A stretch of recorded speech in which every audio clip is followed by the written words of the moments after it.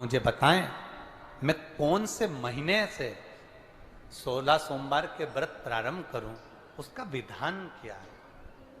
क्या विधान? कहा भगवान वर्णन करे। ऋषियों ने कहा सुनो सुगंधा,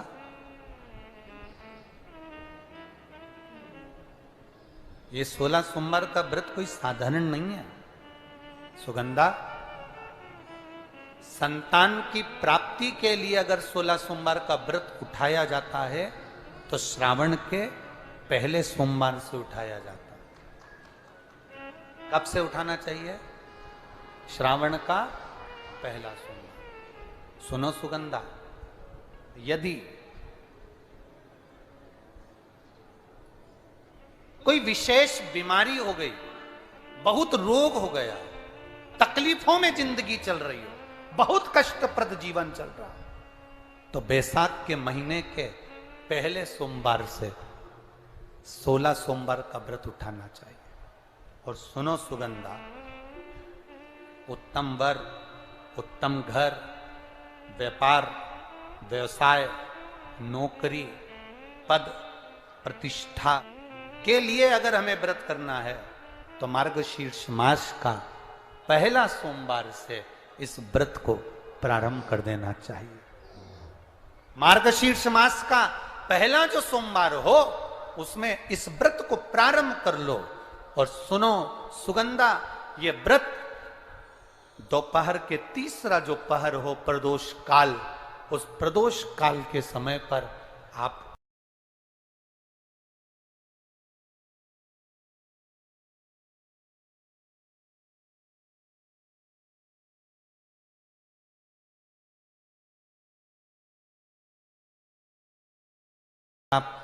आटा सेक कर या चूरमा बनाकर या मलिदा बनाकर जो भी आप बना रहे हैं उससे 3 हिस्से प्रसाद के इस 16 सोमवार के व्रत में भी होते हैं। कितने हिस्से होते हैं? 3 हिस्से। पशुपति व्रत में 16 सोमवार के व्रत में एक अंतर भारी है।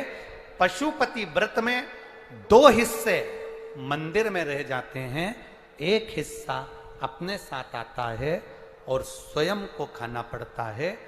पर 16 सोमवार के व्रत में यह भाव है, एक हिस्सा भोलेनाथ का रहता है, दूसरा हिस्सा भक्तों के लिए, शिव भक्तों के लिए रहता है, और तीसरा हिस्सा आपके लिए रहता है। यदि पूरा ना पा सकें तो दूसरे को भी आपके हिस्से का प्रसाद दे सकते। सुंदर प्रसंग।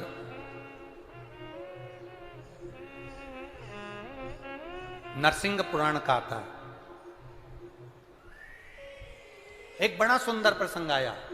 16 सोमवार के प्रसाद को कई माताएं जब 16 सोमवार का उद्यापन करती हैं, 16 जोड़े आमंत्रित करती हैं और 16 जोड़ों को घर में बुलाकर जब भोजन कराती हैं, तो वो 16 जोड़े जो भोजन करने वाले होते हैं या 16 सोमवार के उद्यापन, हम तो आपसे यहां तक कहेंगे कि 16 सोमवार का उद्यापन अगर किसी के यहाँ मोहल्ले में, कॉलोनी में, घर में किसी के यहाँ हो रहा हो तो उसके यहाँ आप भोजन भंडारा खाने के लिए जाओ चाहे मत जाओ, पर 16 सोमवार का अगर प्रसाद का उद्यापन का अगर प्रसाद मिल जाए तो दोनों हथेलियां फैलाकर श्री शिवाय नमस्तुभ्यम कहकर, ओम नमः शिवाय बोलकर, नमः शिवाय बोलकर अपनी कामना कर कर, किसी के अगर उद्यापन हुआ हो, दोनों हथेलियां फैलाकर उससे थोड़ा सा प्रसाद मांगकर उसी के दरवाजे पर खाकर आ जाइए, आपकी जिंदगी को सुख का अनुभव हो जाए। मन में सोचते हैं तो चिंता मत कर, तेरे यहाँ किसी की दुकान हो तो उस दुकान को एक बार देखना। एक दुकान में सेठ जी बैठा रहता है, उसको घर पर 5 लाख रुपए पहुंचाना। समझना जरा बहुत अच्छे से। सेठ जी दुकान पर, ऑफिस में, और उसको 5 लाख रुपए अपने घर पर भेजना है। उसके यहां पर 15 नौकर काम कर रहे हैं। एक नौकर 1 महीने पहले लगा, एक नौकर 3 महीने पहले लगा, एक नौकर 10 महीने पहले लगा, एक नौकर 1 साल से लगा, एक नौकर 5 साल से लगा।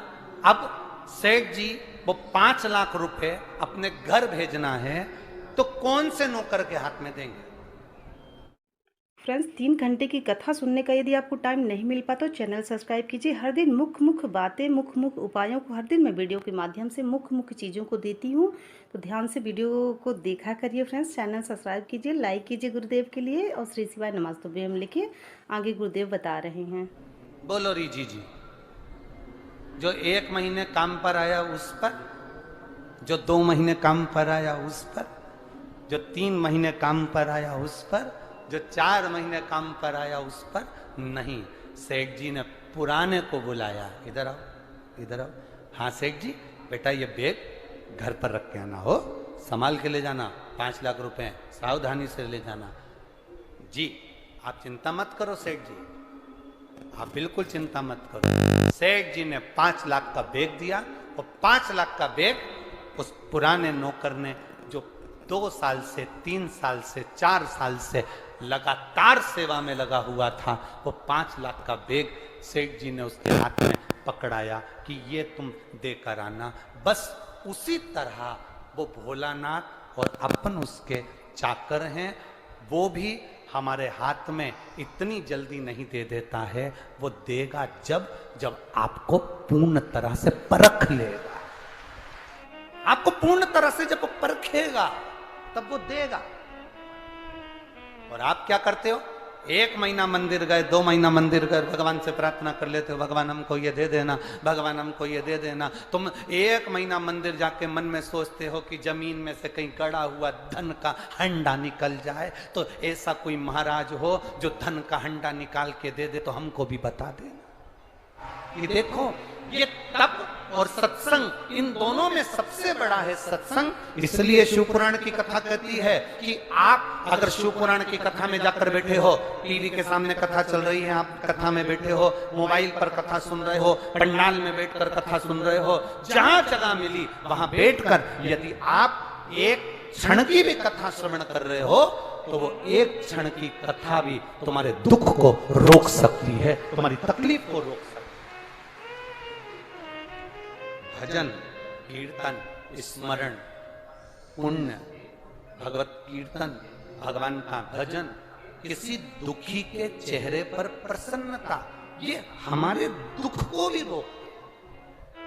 शंकर भगवान को गुरु का पद दिया गया, मेरे ओघड़दानी भगवान शंकर को गुरु का पद दिया गया, और शिव जी को गुरु का पद दिया गया। इसलिए शंकर भगवान की कथा कहती है, जो शिव महापुराण की कथा में जाता है, जो शंकर के मंदिर में 1 लोटा जल समर्पित करने के लिए जाता है, जो शिव तत्व को प्राप्त करने के लिए जाता है, जो किसी न किसी रूप में शंकर के मंदिर में, देवालय में, शिवालय में पहुंचता है, शंकर उसको अपना शिष्य बना लेते हैं, शिव उसको अपना चेला बना लेते हैं। और शिष्य बनाया तो कोई गुरु अपने चेले को बिगड़ने नहीं देता है, ये निश्चित था। उसी तरह शंकर का जो शिवालय है, शिव जी का जो मंदिर है, शंकर का जो शिवालय है, हमारे भीतर कोई काम, कोई आसक्ति, कोई लोभ, कोई तृष्णा, कोई वासना, ये सब उपद्रव मचा रही। कागज पर सिग्नेचर होना जरूरी है, साइन होना जरूरी है, तो ये कागज काम का हो जाता है। और मनुष्य की अगर देह मिली है तो परमात्मा का नाम लेना जरूरी है, तो ये शरीर काम का हो जाता है। सफेद आंकड़े की जड़ का प्रयोग बताया, बेलपत्र का सेवन बताया। गुरुजी, अब जब डॉक्टरों ने मना कर दिया, टेस्ट बेबी भी फेल हो गया, तब हमने ये प्रयास करना प्रारंभ करा। और बाबा की कृपा का हम क्या वर्णन करें गुरुदेव। केवल 1.5 महीना हुआ और गर्भ ठहरा, और बाबा की कृपा से ऐसी करुणा हुई कि हमारे घर में पुत्र रत्न की प्राप्ति 13 वर्ष के बाद हुई है।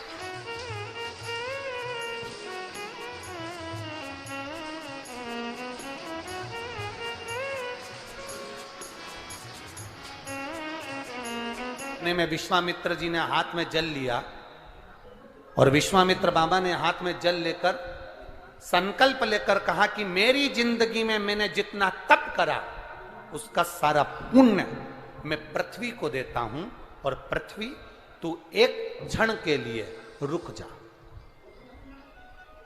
पृथ्वी नहीं रुकी, पृथ्वी रुकी नहीं। जब पृथ्वी नहीं रुकी तब वशिष्ठ बाबा ने देखा कि विश्वामित्र जी से ये पृथ्वी नहीं रुकी, तो वशिष्ठ बाबा ने कहा, हे पृथ्वी मैया, मैंने अगर किसी सच्चे गुरु के पास में बैठकर एक क्षण का भी सत्संग करा हो तो वो एक क्षण के सत्संग का पुण्य मैं आपको देता हूं, पृथ्वी रुक जा। और पृथ्वी एक क्षण के सत्संग के पुण्य से रुक गई। तब शेषनाग जी ने कहा कि देखो, ये तप और सत्संग, इन दोनों में सबसे बड़ा है सत्संग। इसलिए शिवपुराण की कथा कहती है कि आप अगर शिवपुराण की कथा में जाकर बैठे हो, टीवी के सामने कथा चल रही है, आप कथा में बैठे हो, मोबाइल पर कथा सुन रहे हो, पंडाल में बैठकर कथा सुन रहे हो, जहां जगह मिली वहां बैठकर यदि आप एक क्षण की भी कथा श्रवण कर रहे हो तो वो एक क्षण की। शिव महापुराण में 3 बातें बताई गई हैं बड़ी सुंदर, व्यक्ति को आगे बढ़ने के। अगर जिंदगी में आपको आगे बढ़ना है तो 3 चीजें सुखी रहने के लिए बताई गई।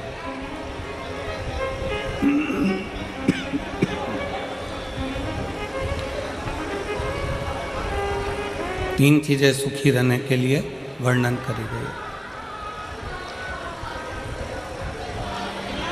किस किस को सुखी रहना है?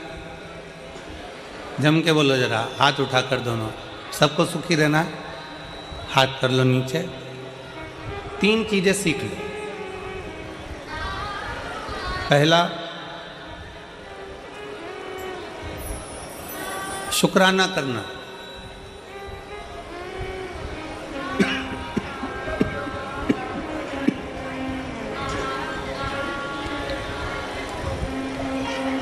पहले नंबर पर है धन्यवाद देना, शुक्राना करना, शुक्रिया करना। जिसने जिंदगी में शुक्राना करना सीख लिया, धन्यवाद देना सीख लिया,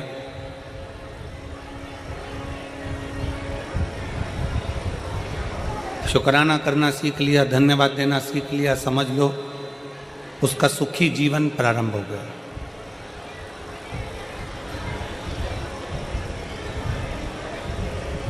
आज के ज़माने में हम लोगों ने धन्यवाद देना बंद कर दिया, शुक्राना करना बंद कर दिया।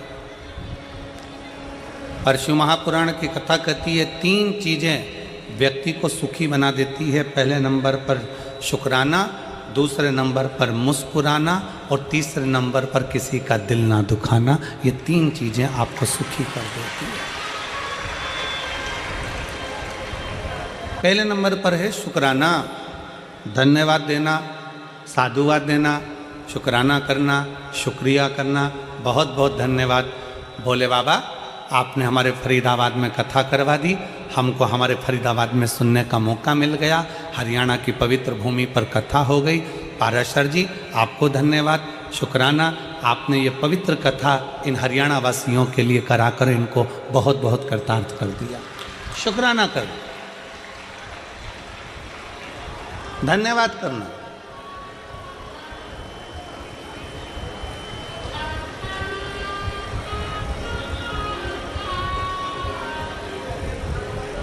कई लोग हमसे कहते हैं गुरुजी आप अपनी कथा में यजमान को बार बार धन्यवाद देते हो, क्यों ना दें? यजमान को धन्यवाद क्यों ना दें? हम तो बार बार पाराशर जी को भी कहेंगे, दीदी हेमलता जी को भी कहेंगे, चिराग बेटे को भी कहेंगे, टीना बेटी को भी कहेंगे कि साधुता है, धन्यवाद है, शुक्राना है आपका। इसमें कई माताएं ऐसी बैठी हैं जो अपना घर छोड़कर कहीं कथा में नहीं जा सकती थी। इसमें कई माताएं ऐसी बैठी हैं जो अपना गांव छोड़कर, घर छोड़कर कहीं जा नहीं सकती थीं, पर आपने अपने फरीदाबाद में कथा करवाकर उन बुजुर्ग माताओं को भी कथा श्रवण करवा दी। उसका शुक्र है, उसका शुक्रिया। सुखी रहने के 3 चीजें शिव महापुराण कह रही है। पहले नंबर पर है शुक्राना, दूसरे नंबर पर है मुस्कुराना। मुस्कुराइए।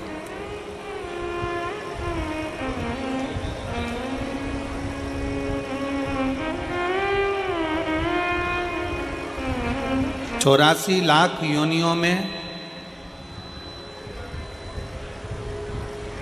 83,99,999 योनियों में आखिरी की 84 लाखवें नंबर की योनि है मनुष्य की।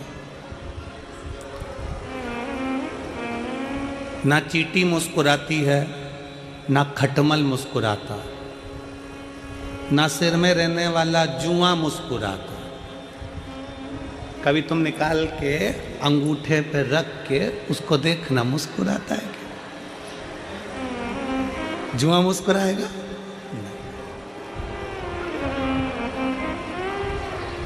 मच्छर मुस्कुराता है क्या? जम के बोलो जरा। नहीं।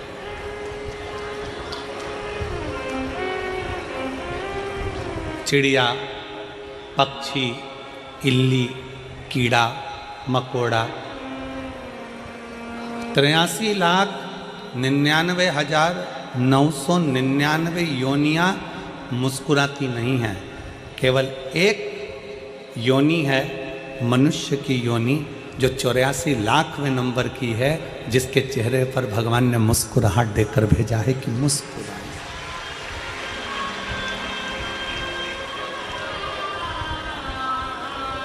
अब जरा विचार करिए,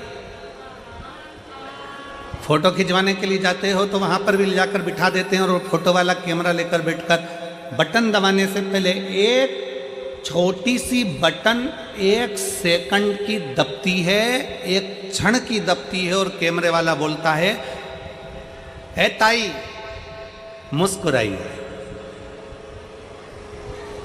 कैमरे वाला बोलता है।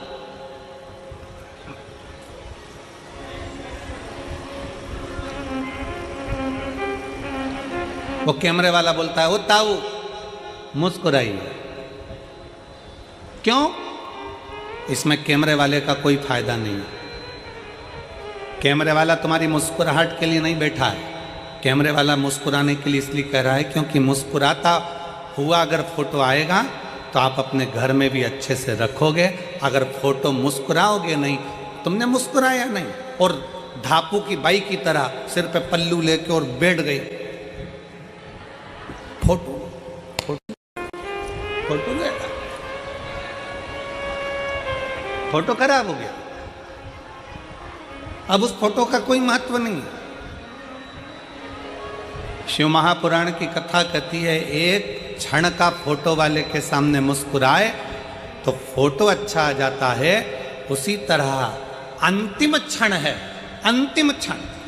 कैमरा लेकर फोटो वाला खड़ा हुआ है, बटन दबी, फोटो खिंच गया, अच्छा आ गया, बुरा आ गया, ये तुम्हारे हाथ में। मुस्कुराओगे तो अच्छा आ गया, क्रोध में बैठ गए तो बिगड़ गया।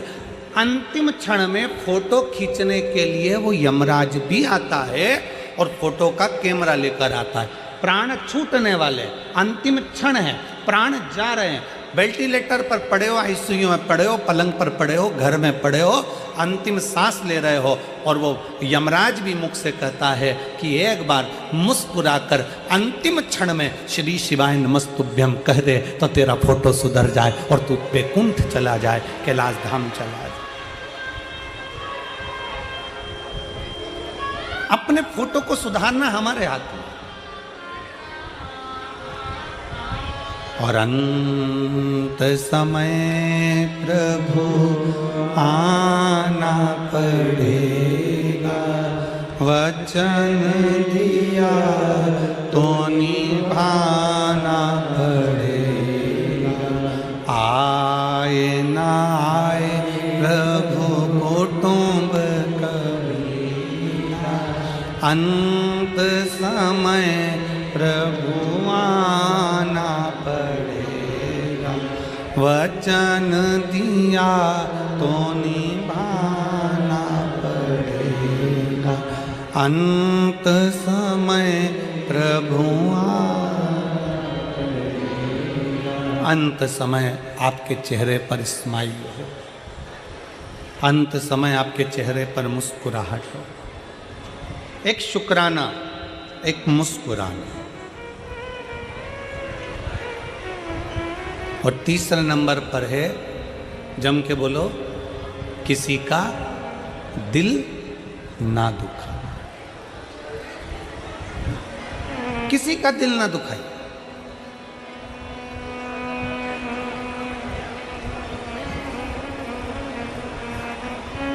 कथा में आए हो ना, शिव महापुराण की कथा में पहुंचे हो तो भगवान को ये धन्यवाद देना कि हमें कथा तक लेकर आ गए, पर इस शरीर के द्वारा किसी का दिल ना दुखे।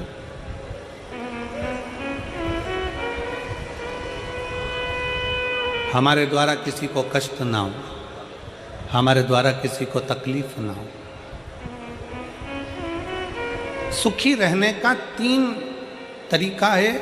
शुक्राना, जम के बोलो पहले नंबर पर शुक्राना, दूसरे नंबर पर मुस्कुराना, और तीसरे नंबर पर किसी का दिल है। बड़े ध्यान से सुनिएगा इस प्रसंग को। जब आप शंकर भगवान को कोई सामग्री, कोई वस्तु, कोई चीज समर्पित करते हो, बहुत ध्यान देना हमारा।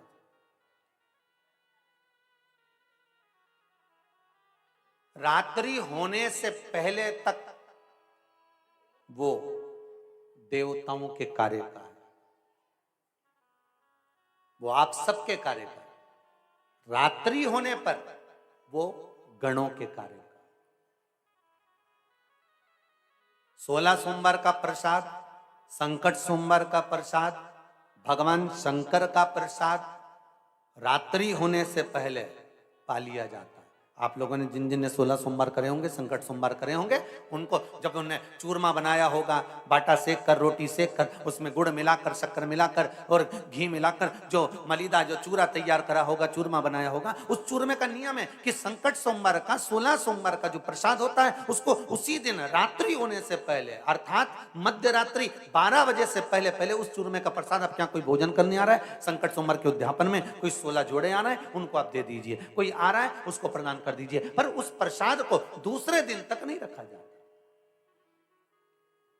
और यही बात पहले भी कथा में कही कि शंकर भगवान के इस शिव महापुराण पर जो 6 दिन तक बेलपत्र चढ़ती है वो औषधि का काम करती है। तो जो बेलपत्र आपको कहीं से प्राप्त हो जाती है, शिव पोथी की, शिव महापुराण में से कहीं से मिल जाती है, तो उस बेलपत्र को रात भर नहीं रखा जाता। उस बेलपत्र को रात से पहले शरीर कष्ट के लिए उसको चबा चबा कर खा लिया जाता है। और जो 7वें दिन की बेलपत्र होती है, उस बेलपत्र को हमेशा के लिए अपने घर में, अपने पूंजी के स्थान पर, अपने पुण्यमय आनंद के स्थान पर, जहां वैभव धन संपदा रखते उस स्थान पर उसको लाल वस्त्र में रख दिया जाता है। कितना भाव है हमारा। 6 दिवस की औषधि है, सप्तम दिवस का खजाना।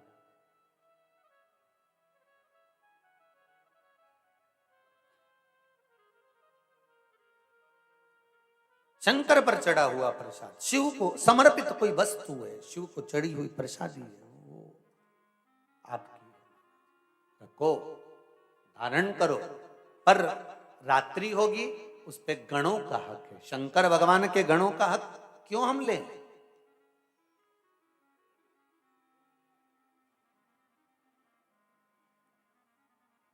घंटाकर्ण बद्रीनाथ के उस मंदिर के पावन प्रांगण को अब छोड़ना नहीं चाहते।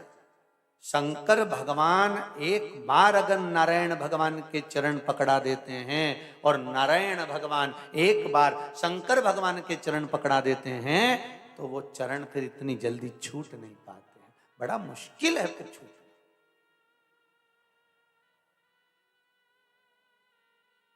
जब सारे संताप, सब दुख हमारे जीवन से मिट जाता है, तब हमें भगवान की अविरल भक्ति और मुक्ति का पथ दिखाई देने लगता है कि अब मेरे पास में भगवान ने सब दे दिया। अब मेरी गाड़ी भी हो गई, बंगला भी हो गया, जमीन भी हो गई, जायदाद भी हो गई, मेरा छोरा छोरी को ब्याह भी हो गया। अब जब बच्चों का ब्याह हो जाता है तो घर में क्या सोचते हैं माता पिता, अब मैंने सब कर लिया, अब तुम्हारा मन कर रहा है कि गंगा जली और खोल लूं। तो किसी ने पूछा गंगा जल ही नहीं खोली है? अभी तो रख रखी है, अभी मेरे बच्चों का सबका ब्याह क्या हो गया, अब मैं फ्री हो गई, एक बार भागवत करा लूं, शिव पुराण करा लूं, रामायण करवा लूं, ये करवा लूं। मतलब अब उसके मन में ये आ गया कि अब मुझे भक्ति का पथ पकड़ना है, अब मुझे सत्संग की ओर जाना है, अब मुझे भजन की ओर जाना है, और भजन सत्संग की ओर में कोई कोई लोग कहते हैं कि हमने 16 सोमवार के व्रत करे गुरुदेव, और 16 सोमवार के व्रत करे, उद्यापन करना है। हमने कहा पहली बार कर रहे हो कि पहले भी कर चुके हो? गुरुदेव मैंने तो 16 सोमवार कई समय से करती आ रही हूं, तो अभी भी कर रहे महाराज। ठीक है,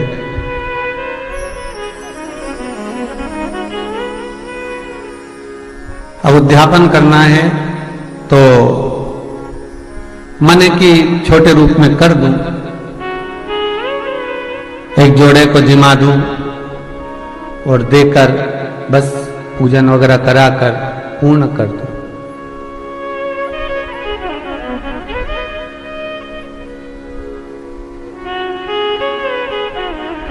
अच्छा, कई लोग इतने चतुर हैं कि 16 सोमवार का जब व्रत करते हैं तो जैसे आज 16 सोमवार का व्रत है मान लो, तो आज ही किसी ब्राह्मण के घर में सीधा पहुंचा देते हैं, जिससे 16 सोमवार के जब व्रत का उद्यापन करें तो 16 ब्राह्मणों को भोजन कराने की जरूरत ना पड़े।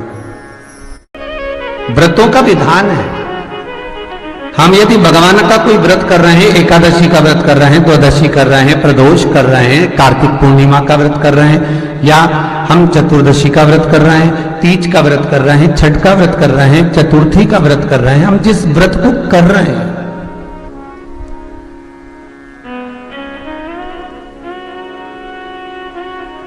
आपसे किसी ने नहीं कहा कि आप व्रत का उद्यापन करो। 16 सोमवार का व्रत का जरूर विधान लिखा है कि इसका उद्यापन करो,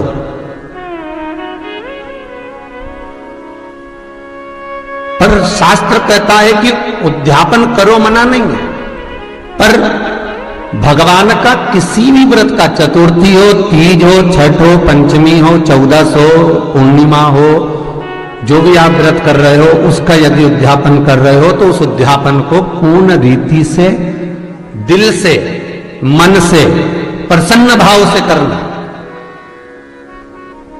तब जाकर कोई व्रत आपने जो करा है वो सिद्ध हो पाता है महाराज, तब उसकी सिद्धता पाई जाती है, तब उसका वर हमें प्राप्त होता है।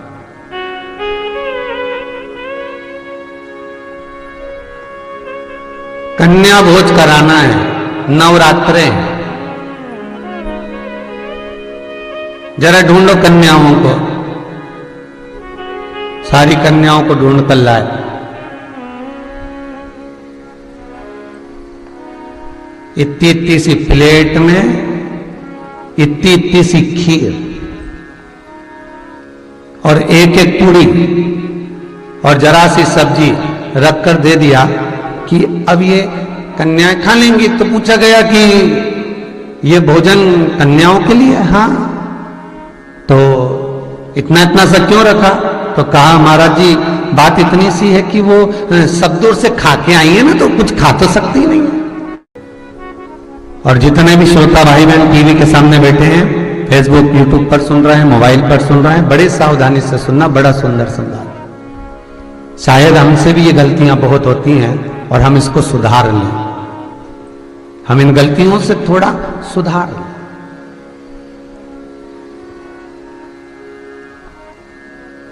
कन्याओं को भोजन कराया जा रहा है और विचार रखा जा रहा है कि ये तो सब दूर से खाकर आई हैं, तो केवल मुंह झूठा करेंगे, कोई इतना थोड़ा ना खाएंगे, और चाहिएगा तो हम डबल से दे देंगे। जब तुम्हें मालूम है कि नवमी के दिन, अष्टमी के दिन कन्याएं सब दूर भोजन कर कर आती हैं और उनका मुख झूठा कराने का क्रम तुमने करा, उसका कोई पुण्य मिला क्या तुमको?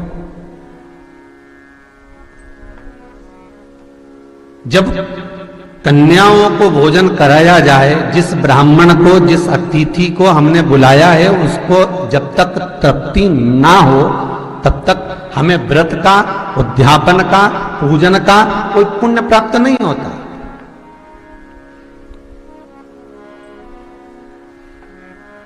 उसकी तृप्ति पूर्ण होना चाहिए, और जब तृप्ति पूर्ण हो जाए, और तृप्ति जब पूर्ण होगी तब सुख का भान अपने आप हो जाएगा।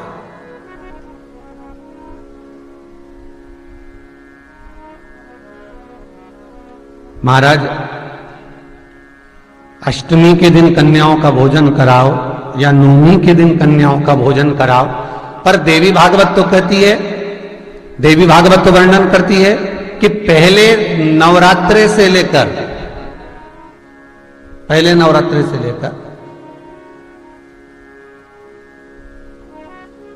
नौमी तिथि तक जितने दिन देवी के होते हैं, प्रत्येक दिन में आप किसी भी दिन कन्याओं का भोजन करा सकते हो, पहली रात्रि से लेकर, पहला दिन से लेकर।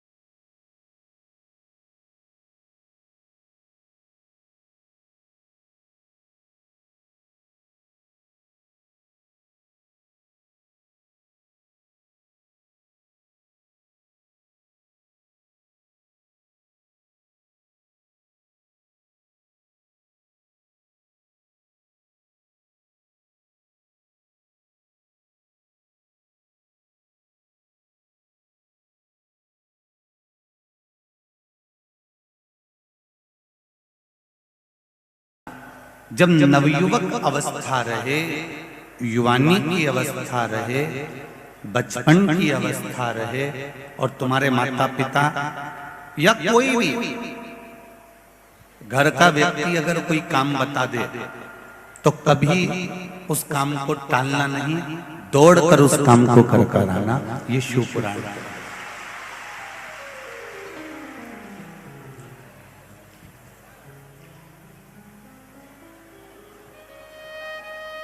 जब परिश्रम की उम्र में शंकर जी कह रहे हैं अपने पुत्र कार्तिकेय से, और जितने भी इस पावन पंडाल में जितने भी कार्तिक के बेटे हुए हैं अर्थात नवयुवक बेटे बैठे हुए हैं, अशोक सुंदरी अर्थात बेटियां बैठी हुई हैं, जया विषहरा शामली बारी दौतली मेरी बेटियां बैठी हुई हैं, बच्चे बैठे हुए हैं, नवयुवक बहुएं बैठी हुई हैं, नवयुवक बेटे बैठे हुए हैं। वो इस बात का ध्यान रखना,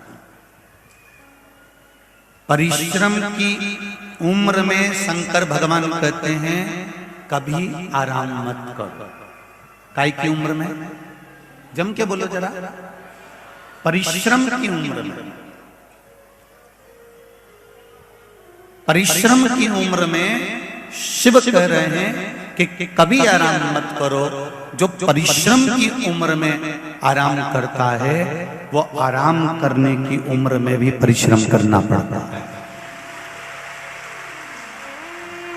ये मेरे शिव कह रहे हैं, ये मेरे ओघड़दानी, ये मेरे शंकर, ये मेरे त्रिकालदर्शी, ये मेरे कैलाशी, मेरे अविनाशी, मेरे भोलेनाथ कह रहे हैं जब तुम्हारी परिश्रम की उम्र है, तुम नवयुवक बच्चे हो, नवयुवक बेटियां हो, छोटे छोटे बच्चे हो, अभी तक तुम्हारी परिश्रम की उम्र है, तुम खूब मेहनत करो।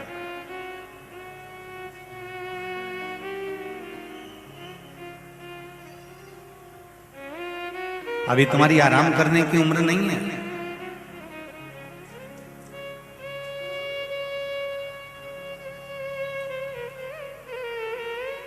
परिश्रम की उम्र में आराम मत करो। अगर आज नवयुवक बेटे बेटियां परिश्रम की उम्र में, काम की उम्र में, कर्म की उम्र में अगर आराम करेंगे, पलंग पर पड़े रहेंगे, अपना कमरा छोड़ के निकलेंगे नहीं, दिन भर मोबाइल चलाते रहेंगे या टीवी देखते रहेंगे या अपने कमरे से बाहर ही नहीं निकलेंगे, जो परिश्रम की उम्र में आराम करता रहता है, फिर उसको जब आराम की उम्र आती है, जब शरीर ढल जाता है, 60 साल के ऊपर की जब अवस्था आ जाती है, जब परिश्रम की उम्र में अगर आराम करा तो आराम की उम्र में भी दुकान पर दिन भर बैठकर अपना जीवन निकालना पड़ता है। फिर गवर्नमेंट रिटायर भी कर देगी। गवर्नमेंट अगर आपको रिटायरमेंट भी दे देगी 60 के बाद में, 61 के बाद में, 62 के बाद में, 66 के बाद में, जो भी आजकल थोड़ा बहुत उम्र का बढ़ गया है, अगर मान लो गवर्नमेंट ने आपको रिटायर भी कर दिया, उसके बाद भी किसी व्यक्ति को देखना कि वो घर में फ्री नहीं बैठता, वो क्या करता है, कहीं दूसरी जगह जॉब कर लेता है, दूसरी जगह काम कर लेता है। क्यों? क्योंकि उसको मालूम है मेरे घर में मेरी बेटियां बड़ी बैठी हैं, मेरे बच्चे बैठे हैं, मेरी पत्नी है, पूरे घर का मुझे भरण पोषण करना है। क्यों? जो परिश्रम की उम्र में आराम करते हैं उनको आराम की उम्र में परिश्रम करना ही पड़ता है, ये निश्चित है।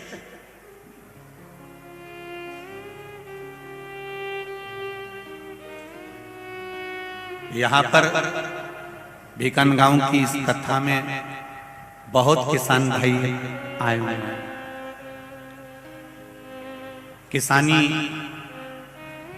जमीन में फसल बोना और फसल लेना, ये मेरे किसान भाइयों का कर्म है। ये इनको केवल किसान नहीं कहते, इनको मेरे शंकर भगवान ने अन्नदाता बनाकर भेजा है मृत्यु लोक। ये केवल किसान नहीं है,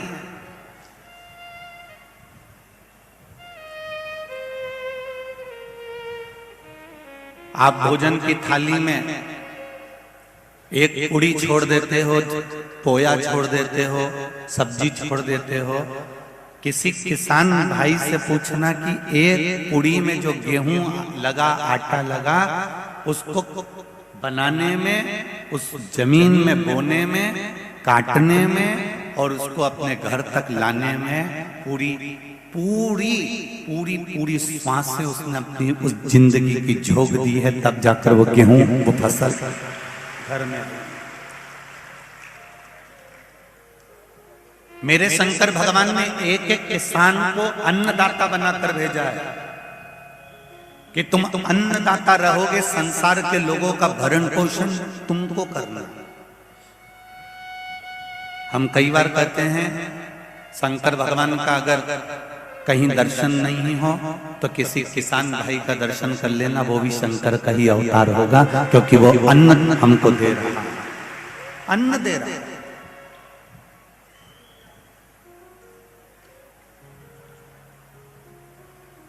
कितनी मेहनत करता है, परिश्रम की उम्र है, किसान आराम नहीं करता है। जरा ध्यान देना, अभी तो गेहूं की फसल, चने की फसल बोई जाएगी और किसान भाई रात भर तुमको ठंड लगेगी और वो पानी फेर रहा होगा पूरी जमीन पर, पानी दे पूरी जमीन पर। आधी रात को टार्च लेकर निकल जाता है, आधी रात को खटिया डालकर, पलंग डालकर जमीन पर सोता रहता है। लाइट आएगी, मैं पानी दूंगा, फिर सुबह लाइट चली जाएगी, तब उसको घर का दूसरा काम भी करना है। परिश्रम की उम्र में वो आराम बिल्कुल नहीं करता। इसलिए जब किसान भाई का आराम करने का जब समय आता है तो तुम देखना, एक नौकरी करने वाला व्यक्ति दूसरी नौकरी ढूंढ लेता है रिटायरमेंट होने के बाद, रिटायर होने के बाद। पर किसान भाई कभी रिटायर नहीं होता, वो आराम की उम्र में भी विश्राम करता है, उसको श्रम नहीं करना पड़ता। मेरा किसान भाई आराम की उम्र जब आती है तब उसको श्रम नहीं करना पड़ता, वो विश्राम भी करता है, वो आनंद में रहता है और अपने बच्चों को सीख देता है। शिव कथा कह रही है। एक बार मां पार्वती जी भगवान शंकर जी को लेकर अपने पिता हिमालय राज जी से मिलने के लिए गए।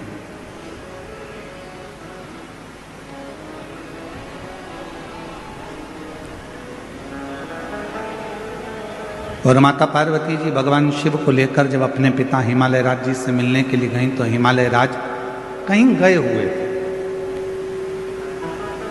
हिमालय राज वहां पर थे नहीं। पार्वती जी अपनी मां मीनावती के पास पहुंची और मां मीनावती की गोद में सिर रखकर मां पार्वती जी लेट गई। कुछ देरी हुई और कुछ देरी के बाद हिमालय राज आ गए और हिमालय राज जैसे ही आए तो पार्वती जी उनसे जाकर गले लगे। शिव महापुराण की कथा कहती है, बेटा मां को प्रिय होता है और बेटी बाप को प्रिय होती है। बेटी की प्रियता बाप को, बेटे की प्रियता मां को।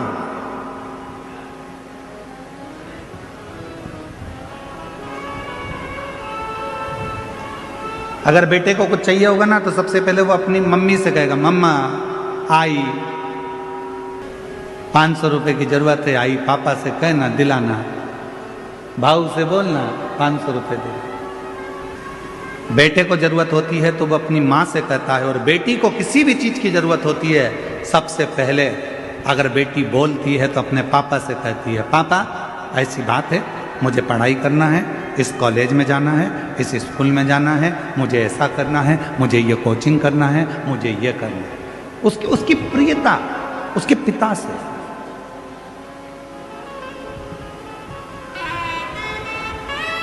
दुनिया के लोग कहते हैं कि बेटी की विदाई में सबसे ज्यादा मां रोती है, पर शिव महापुराण की कथा कहती है कि बेटी की विदाई में सबसे ज्यादा रोता है तो उसका बाप रोता है, उसका पिता।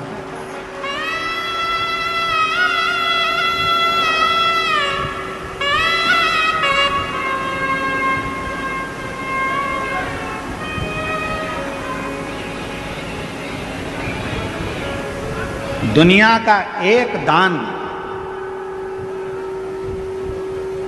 सबसे विचित्र दान है और वो है कन्यादान। दुनिया का एक दान सबसे विचित्र दान है और वो है कन्यादान। एक बाप अपने दिल की, अपने घर की सारी खुशियां दूसरे के हाथ में दान दे देता है, अपनी बेटी का दान कर देता है।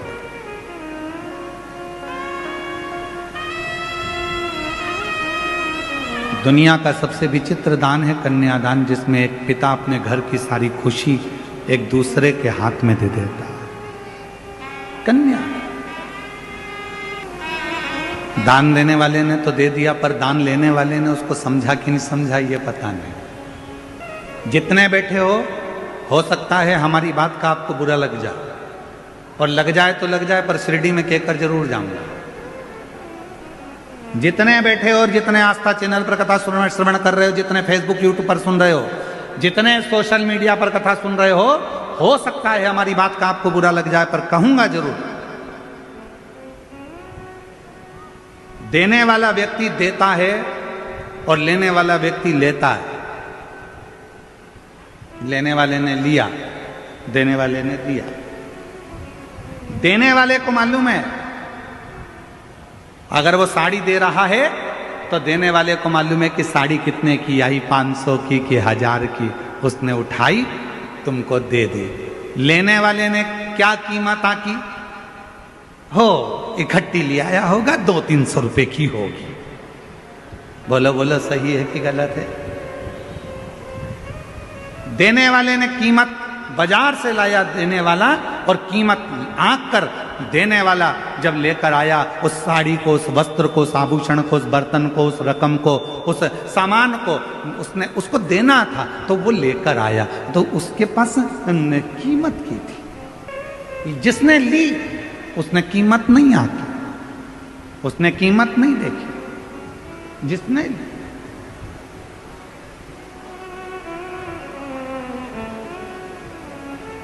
शादी में कौन कौन गया है? किसी की शादी में गए हो कभी? अरे हाथ तो उठाओ जरा। गए हो सब लोग शादी में? अगर शादी में गए होगे तो लिफाफे में पैसे डाले थे? अरे बोलो तो जम के, डाले थे? ठीक है। लिफाफा कितने का आया था? 2 रुपए का? 5 रुपए का? पैसे का तो आया था कि नहीं आया था, ये बताओ पहले तो। 2-5 रुपए का लिफाफा आया होगा, तुमने उसमें 500-1000 रुपए डाले होंगे, पॉकेट में तुमने पैसे डालकर शादी वाले को दिए होंगे। तुमने वो लिफाफा 5 रुपए का खरीदा, सुंदर से सुंदर खरीदा कि अपने रिश्तेदार की शादी है, अच्छा दूंगा। 5 रुपए का लिफाफा खरीदा और तुमने उसमें 1000-2000 रुपए रखकर दिए। अब लेने वाले ने तो केवल अंदर से जो 1100 रुपए थे, 500 रुपए थे, वो निकाले और उस लिफाफे को उठाकर फेंक दिया। उसने उसकी कीमत समझी क्या? उसने उसकी कीमत जानी क्या? देने वाले को मालूम है कि कीमत कितनी है, पर लेने वाला कभी कीमत नहीं जान पाता कि उसको तो लगता है हाओ। तो शिव पुराण की कथा कहती है दुनिया में सबसे बड़ा विचित्र दान है कन्यादान। एक बाप, एक घर का व्यक्ति अपने घर की सारी खुशियों को, पूरी खुशियों को किसी दूसरे के हाथ में दे देता है। अब लेने वाले के ऊपर निर्भर करता है कि वो कीमत क्या जाने, कि एक बाप ने अपनी पूरी खुशियां दे दी तो तू उसको समझेगा कि नहीं समझेगा। एक लड़की को लेकर जा रहा है, धर्म पत्नी बनाकर लेकर जा रहा है, उसकी कीमत को तू समझेगा कि नहीं समझेगा, ये तेरे ऊपर निर्भर करता है। ये तेरे ऊपर निर्भर।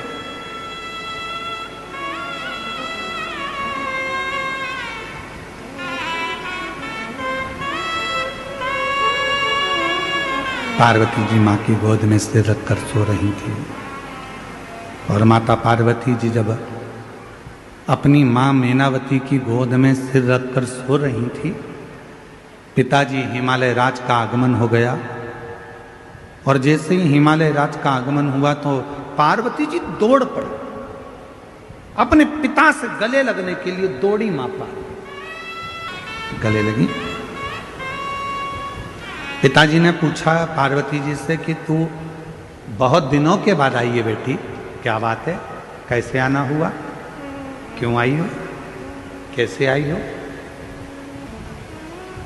दुनिया में केवल एक बेटी ऐसी होती है जो अपने बाप के चेहरे को देखकर पहचान जाती है कि पापा को तकलीफ क्या है। दुनिया में केवल एक बेटी ऐसी होती है जो अपने पापा के, अपने भाऊ के, अपने पिता के चेहरे को देखकर पहचान जाती है, अपने पिता के चेहरे को देखकर पहचान जाती है कि पिता को दुख क्या है, तकलीफ क्या है, कष्ट क्या है।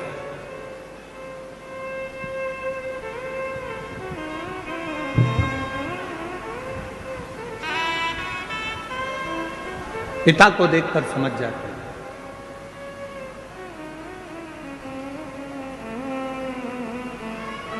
एक बेटी का और बाप का संबंध ही ऐसा होता है। बेटी बाप का चेहरा देखकर पहचान जाती है कि पापा को तकलीफ क्या है, और बाप फोन पर भी अगर बात करेगा ना बेटी से तो समझ जाएगा कि मेरी बेटी को तकलीफ क्या है। ये संबंध है, एक पिता का और पुत्री का संबंध, एक बाप और बेटी का संबंध। समझ जाए। बस जैसे एक पिता अपनी बेटी के मुख से शब्द सुनकर समझ जाता है कि इसको तकलीफ क्या है, एक बेटी अपने बाप का चेहरा देखकर समझ जाती है कि तकलीफ क्या है। उसी तरह जब तुम एक लोटा जल लेकर देवाधिदेव महादेव को चढ़ाने के लिए जाते हो, तुम मंदिर की सीढ़ी चढ़ते ही हो, उतनी देर में शंकर भगवान समझ जाते हैं कि मेरी बेटी का दुख क्या है, तकलीफ क्या है, कष्ट क्या है, मेरे बेटे को तकलीफ क्या है, मेरे पुत्र को तकलीफ क्या है, मेरी बेटी को तकलीफ क्या है, वो समझ जाए। जब नवयुवक अवस्था रहे, युवानी की अवस्था रहे, बचपन की अवस्था रहे, और तुम्हारे माता पिता या कोई भी घर का व्यक्ति अगर कोई काम बता दे तो कभी उस काम को टालना नहीं, दौड़कर उस काम को कर आना। ये शिव पुराण है।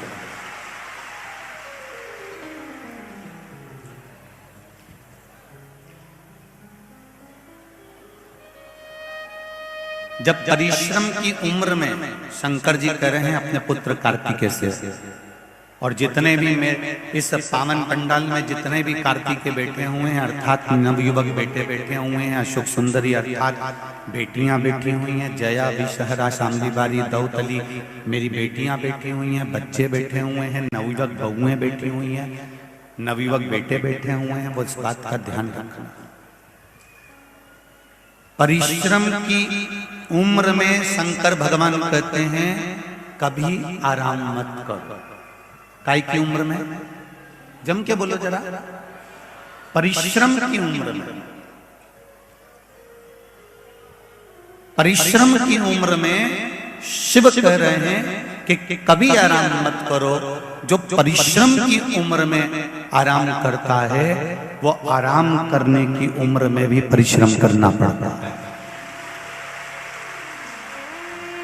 ये मेरे शिव कह रहे हैं, ये मेरे ओघड़दानी, ये मेरे शंकर, ये मेरे त्रिकालदर्शी, ये मेरे कैलाशी, मेरे अविनाशी, मेरे भोलेनाथ कह रहे हैं जब तुम्हारी परिश्रम की उम्र है, तुम नवयुवक बच्चे हो, नवयुवक बेटियां हो, छोटे छोटे बच्चे हो, अभी तो तुम्हारी परिश्रम की उम्र है, तुम खूब मेहनत करो।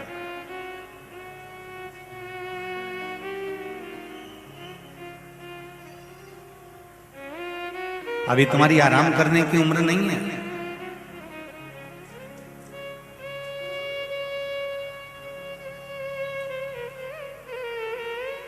परिश्रम की उम्र में आराम मत करो।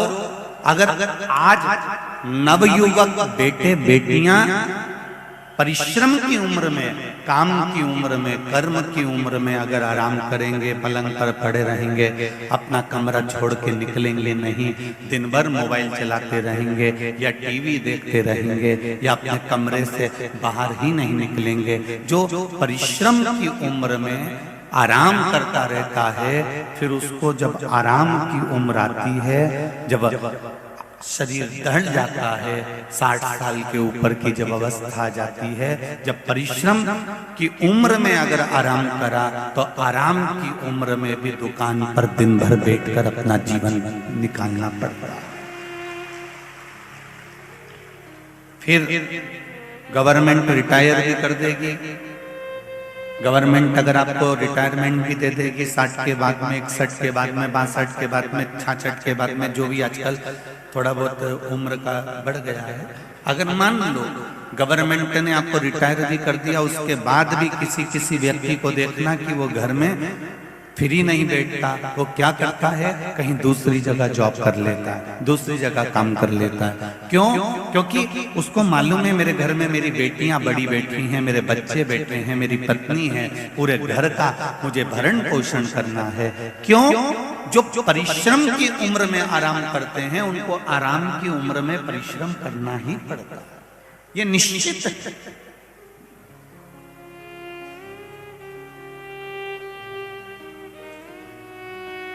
यहाँ पर बीकानगांव की इस कथा में बहुत किसान भाई आए हुए हैं। किसानी जमीन में फसल बोना और फसल लेना, ये मेरे किसान भाइयों का कर्म है। ये इनको केवल किसान नहीं कहते, इनको मेरे शंकर भगवान ने अन्नदाता बनाकर भेजा है मृत्यु लोक। ये केवल किसान नहीं है,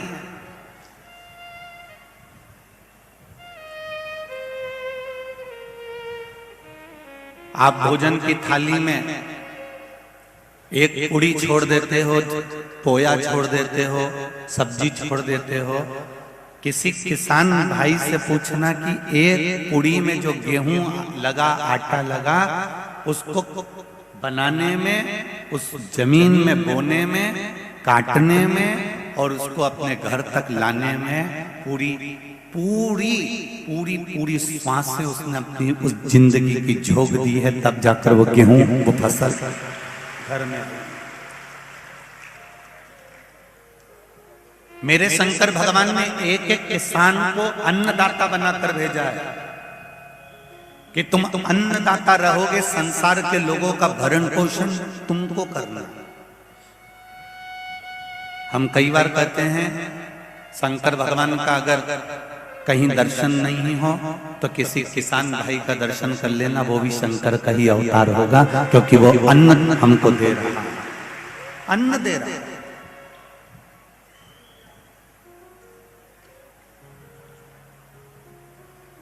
कितनी मेहनत करता है, परिश्रम की उम्र है, किसान आराम नहीं करता।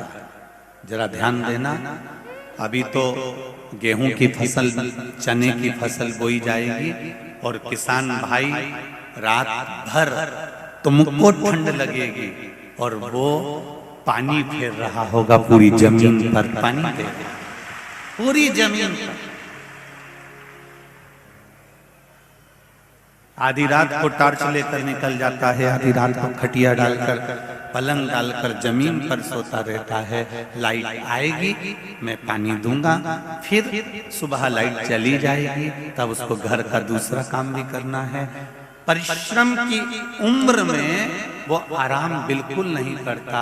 इसलिए जब किसान भाई का आराम करने का जब समय आता है तो तुम देखना, एक नौकरी करने वाला व्यक्ति दूसरी नौकरी ढूंढ लेता है रिटायरमेंट होने के बाद, रिटायर होने के बाद। पर किसान भाई कभी रिटायर नहीं होता, वो आराम की उम्र में भी विश्राम करता है, उसको श्रम नहीं करना पड़ता। मेरा किसान भाई आराम की उम्र जब आती है तब उसको श्रम नहीं करना पड़ता, वो विश्राम भी करता है, वो आनंद में रहता है और अपने बच्चों को सीख देता है। भगवान देवादिदेव महादेव की कथा कहती है, जैसे कहीं जाते हैं तो 2-4 जोड़ कपड़े लेकर जाते हैं। शादी में गए, विवाह में गए, या कहीं कोई आयोजन में, कोई फंक्शन में हम जाते हैं तो 4 जोड़ कपड़े लेकर जाते हैं। बोलो, जाते हो कि नहीं जाते हो? जम के तो बोलो, जाते हो ना? 2 या 4 जोड़ कपड़े अपने साथ में रख लेते हो बैग में और चले जाते हो। कपड़े कौन से रखते हो? अगर हम शादी में जा रहे हैं, कोई फंक्शन में जा रहे हैं, कोई रिसेप्शन में जा रहे हैं, या कहीं पर भी हम जा रहे हैं, तो हम 2-4 जोड़ कपड़े रख कर ले जाते हैं जो अपने ऊपर ठीक लगे। हम वो कपड़ा लेकर जा रहे हैं जो अपने को ठीक लगे, जो अपने को श्रेष्ठ लगे।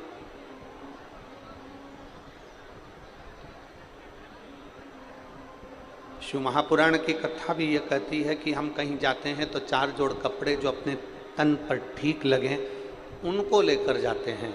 उसी तरह शिव महापुराण की कथा कहती है कि अपनी पूरी जिंदगी में, अपने पूरे जीवन में कोई 4 लोगों का संग ऐसा कर लो जो आपका मार्गदर्शन करते रहें और आपकी जिंदगी को ठीक चलाते रहें।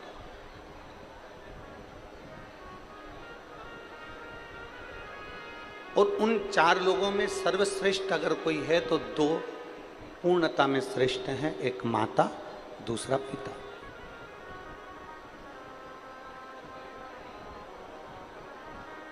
अगर माता पिता का मार्गदर्शन हमारी जिंदगी में है, माता पिता का मार्गदर्शन हमारे जीवन में है, तो ये निश्चित मानकर चलिए कि आप जिंदगी में कहीं उलझ नहीं सकते। अगर उलझ भी गए तो माता पिता के वचन से और आशीर्वाद से सुलझ कर आगे बढ़ ही जाए, ये निश्चित है।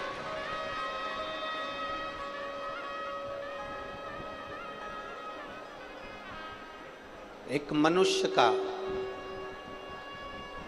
इस मानव शरीर का प्रथम गुरु होती है उसकी मां, दूसरे नंबर पर गुरु होता है उसका पिता, तीसरे नंबर पर उसका गुरु होता है उसका शिक्षक, और चौथे नंबर पर गुरु होता है सतगुरु। सतगुरु का नंबर आखिरी में आता है, सतगुरु का नंबर पहले नहीं आया।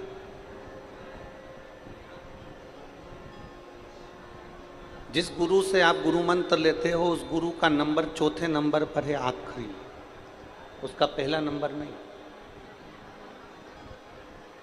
सबसे पहला नंबर अगर किसी गुरु का आता है तो वो हमारी माँ का आता है, माता का आता है। पहला गुरु कौन है? जम के बोलो, माँ।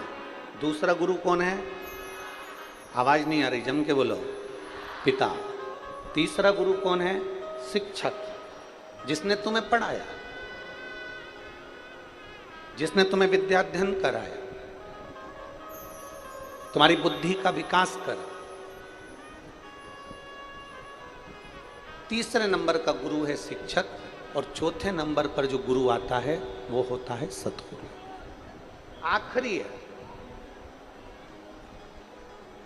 पर अभी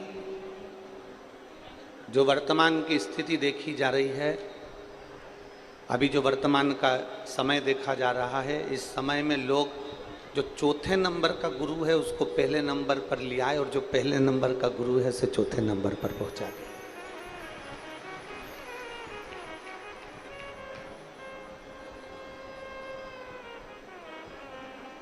पर यह श्रेष्ठता नहीं है, इसको श्रेष्ठता नहीं है।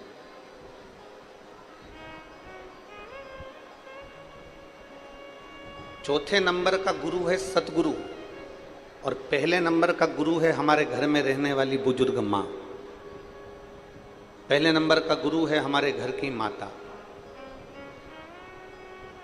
आज दुनिया के लोगों ने चौथे नंबर के गुरु को पहले नंबर पर लिया है और पहले नंबर के गुरु को चौथे नंबर पर बिठा दिया। आज के जमाने में कोई गुरु आया तो उसको तो लड्डू खाने को मिल जाएगा, पेड़ा खाने को मिल जाएगा। कोई गुरु आया तो उसका तो बहुत सम्मान हो जाएगा, पर घर में जो पहले नंबर का गुरु है माँ और दूसरे नंबर का जो गुरु है पिता, उसका आदर नहीं हो पाता। पर शिव महापुराण की कथा में सबसे पहला आदर अगर किसी का बताया है तो वो अपने माता और पिता का बताया। श्री गणेश जी महाराज ने और श्री षडानंद कार्तिकेय जी ने अपने माता पिता के कहने पर पृथ्वी की परिक्रमा करना प्रारंभ किया। पृथ्वी की परिक्रमा कर रहे हैं। भगवान श्री गणेश जी महाराज और षडानंद कार्तिकेय जब पृथ्वी की परिक्रमा करने के लिए जाते हैं तो षडानंद कार्तिकेय तो मोर पर बैठकर पूरी पृथ्वी का भ्रमण करते हैं, परिक्रमा करते हैं। षडानंद कार्तिकेय तो पृथ्वी की परिक्रमा करने के लिए मोर पर बैठकर जाते हैं और श्री गणेश जी महाराज मूसक पर बैठकर, चूहे पर बैठकर अपने माता पिता की परिक्रमा कर लेते हैं, अपने माता पिता की परिक्रमा कर रहे हैं।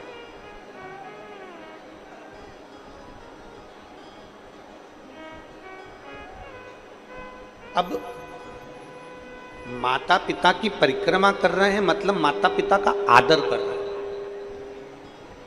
मतलब माता पिता का सम्मान कर रहे हैं, माता पिता को आदर प्रदान कर रहे हैं।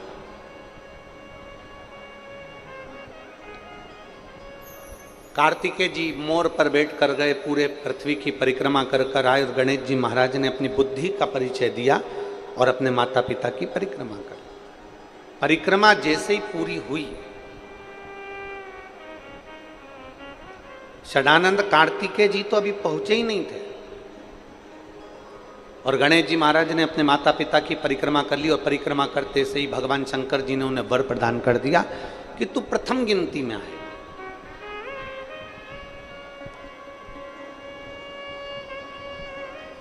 सारे देवताओं में तू प्रथम पूजा जाए, तेरी गणना प्रथम गिनती में करी जाए, तुझे प्रथम गिनती में गिना जाएगा, सब दूर तेरी प्रथम गिनती में तुझे आदर दिया जाएगा, सम्मान दिया जाएगा, सत्कार दिया जाएगा और तू गणों का अध्यक्ष हो गया और तेरा नाम गणेश हो गया। अब जैसे ही श्री गणेश जी महाराज को वर प्राप्त हुआ, इतनी देर में षडानंद कार्तिकेय जी का आगमन हुआ और षडानंद कार्तिकेय जी का आगमन हुआ और षडानंद कार्तिकेय जी ने देखा कि मेरे भाई श्री गणेश जी महाराज को, जो मुझसे छोटा है, वो गणेश जी को प्रथम गिनती का वर दे दिया गया। प्रथम गिनती का वर उसको दे दिया गया। अब कार्तिकेय जी पृथ्वी की परिक्रमा कर कर जैसे ही आए, आते से ही अपनी मां के हृदय से लगकर रोने लगे। जरा शिव महापुराण का ये चरित्र अपनी जिंदगी में उतारिएगा। कई लोगों के मन में एक प्रश्न आता है कि शंकर जी की पूरी परिक्रमा क्यों नहीं होती, भगवान देवादिदेव महादेव की परिक्रमा क्यों नहीं लगाई जाती, भगवान शंकर की परिक्रमा पूरी क्यों नहीं करी जाती, आधी परिक्रमा कर कर वापिस क्यों लौट आते हैं।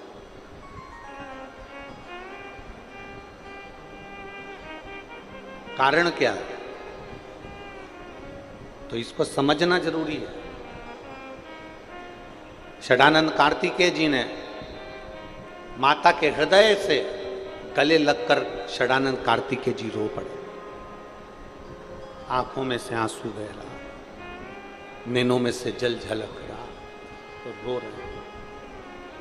मां ने पूछा, कार्तिकेय तू रो क्यों रहा है, तेरे रोने का कारण क्या है, तू रो क्यों रहा है, तेरी आंख में आंसू क्यों है, तेरे रोने का कारण क्या है। षडानंद कार्तिकेय जी ने कहा, मां, माता पिता ने मुझसे कहा था कि पृथ्वी की परिक्रमा कर कर आओ, तो मैं पृथ्वी की परिक्रमा करने के लिए गया। माता पिता ने मुझसे कहा कि तुम पृथ्वी की परिक्रमा करने जाओ, तो मैं पृथ्वी की परिक्रमा करने गया। गणेश जी ने बुद्धि का परिचय दिया और आप दोनों को प्रसन्न कर कर आप दोनों की परिक्रमा कर कर आपसे वर प्राप्त कर लिया। मां, सत्य बताना। माता पिता ने ये नहीं कहा कि हमारी परिक्रमा करो, माता पिता ने तो पृथ्वी की परिक्रमा का कहा था, तो मैं पृथ्वी की परिक्रमा करने गया। गणेश जी महाराज ने पूरे ब्रह्मांड को अपने माता पिता में देखा।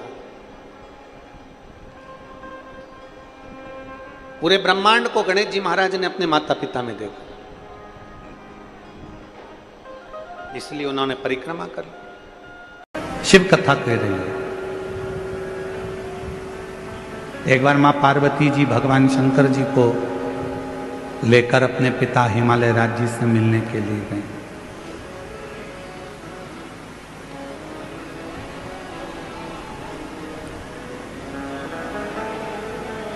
और माता पार्वती जी भगवान शिव को लेकर जब अपने पिता हिमालय राज जी से मिलने के लिए गई तो हिमालय राज कहीं गए हुए थे।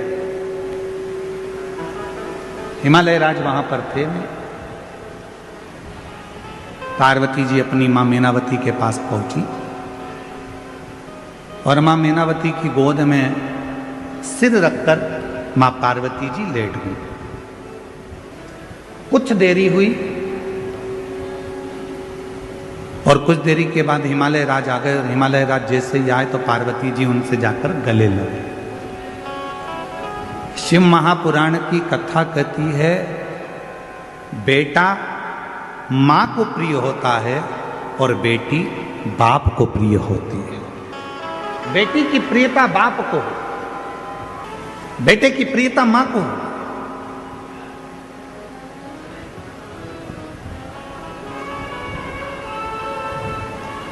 अगर बेटे को कुछ चाहिए होगा ना तो सबसे पहले वो अपनी मम्मी से कहेगा, मम्मा आई 500 रुपए की जरूरत है, आई पापा से कहना दिलाना, भाऊ से बोलना 500 रुपए दे।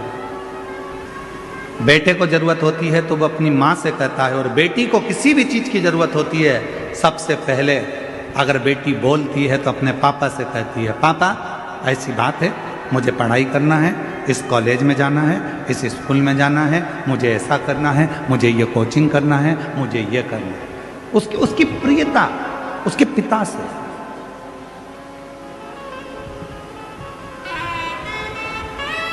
दुनिया के लोग कहते हैं कि बेटी की विदाई में सबसे ज्यादा मां रोती है, पर शिव महापुराण की कथा कहती है कि बेटी की विदाई में सबसे ज्यादा रोता है तो उसका बाप रोता है, उसका पिता।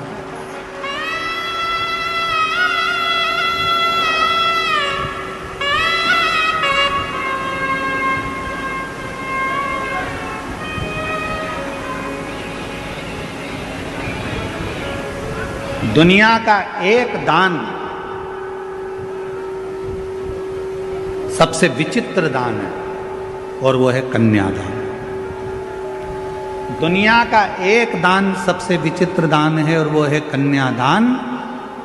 एक बाप अपने दिल की, अपने घर की सारी खुशियां दूसरे के हाथ में दान दे देता है, अपनी बेटी का दान कर देता है।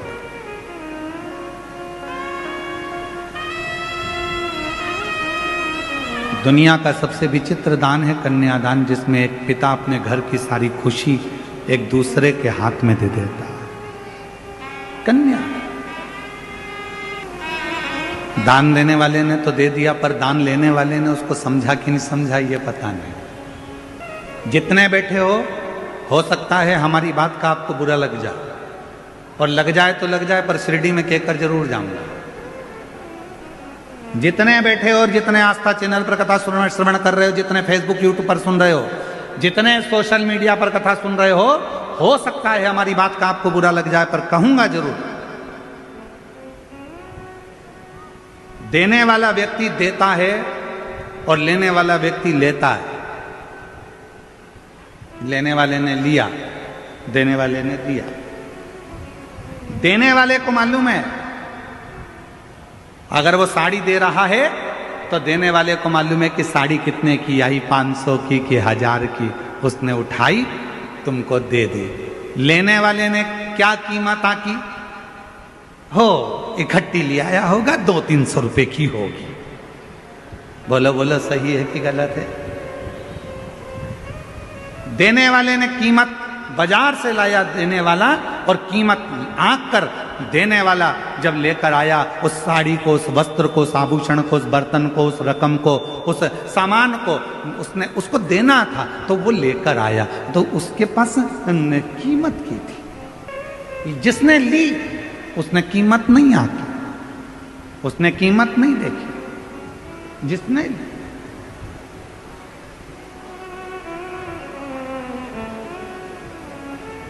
शादी में कौन कौन गया है? किसी की शादी में गए हो कभी? अरे हाथ तो उठाओ जरा। गए हो सब लोग शादी में? अगर शादी में गए होगे तो लिफाफे में पैसे डाले थे? अरे बोलो तो जम के, डाले थे? ठीक है।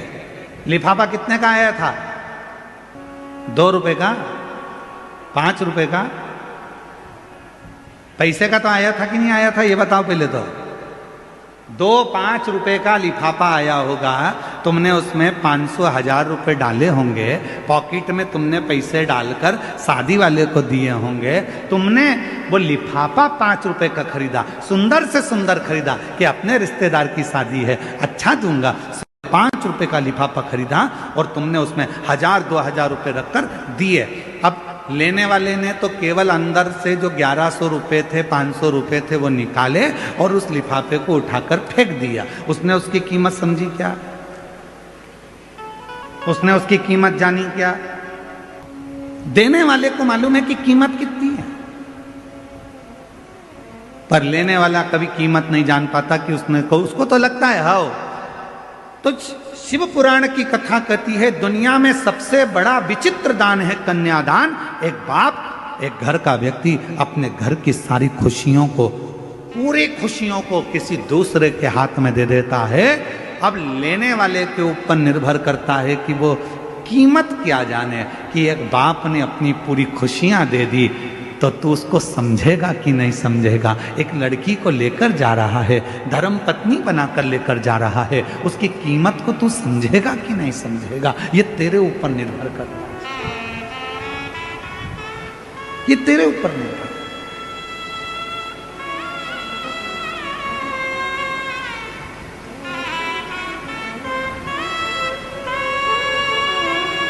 पार्वती जी मां की गोद में सिर रखकर सो रही थी, और माता पार्वती जी जब अपनी मां मैनावती की गोद में सिर रखकर सो रही थी, पिताजी हिमालय राज का आगमन हो गया। और जैसे ही हिमालय राज का आगमन हुआ तो पार्वती जी दौड़ पड़ी, अपने पिता से गले लगने के लिए दौड़ी मां पार्वती, गले लगी। पिताजी ने पूछा पार्वती जी से कि तू बहुत दिनों के बाद आई है बेटी, क्या बात है, कैसे आना हुआ, क्यों आई हो, कैसे आई हो? दुनिया में केवल एक बेटी ऐसी होती है जो अपने बाप के चेहरे को देखकर पहचान जाती है कि पापा को तकलीफ क्या है। दुनिया में केवल एक बेटी ऐसी होती है जो अपने पापा के, अपने भाऊ के, अपने पिता के चेहरे को देखकर पहचान जाती है, अपने पिता के चेहरे को देखकर पहचान जाती है कि पिता को दुख क्या है, तकलीफ क्या है, कष्ट क्या है।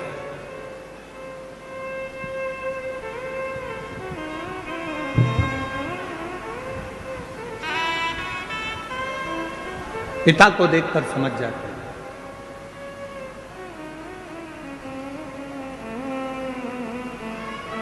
एक बेटी का और बाप का संबंध ही ऐसा होता है। बेटी बाप का चेहरा देखकर पहचान जाती है कि पापा को तकलीफ क्या है, और बाप फोन पर भी अगर बात करेगा ना बेटी से तो समझ जाएगा कि मेरी बेटी को तकलीफ क्या है। ये संबंध है, एक पिता का और पुत्री का संबंध, एक बाप और बेटी का संबंध। समझ जाए। बस जैसे एक पिता अपनी बेटी के मुख से शब्द सुनकर समझ जाता है कि इसको तकलीफ क्या है। एक बेटी अपने बाप का चेहरा देखकर समझ जाती है कि तकलीफ क्या है। उसी तरह जब तुम एक लोटा जल लेकर देवाधिदेव महादेव को चढ़ाने के लिए जाते हो, तुम मंदिर की सीढ़ी चढ़ते ही हो, उतनी देर में शंकर भगवान समझ जाते हैं कि मेरी बेटी का दुख क्या है, तकलीफ क्या है, कष्ट क्या है। मेरे बेटे को तकलीफ क्या है, मेरे पुत्र को तकलीफ क्या है, मेरी बेटी को तकलीफ क्या है, वो समझ जाए।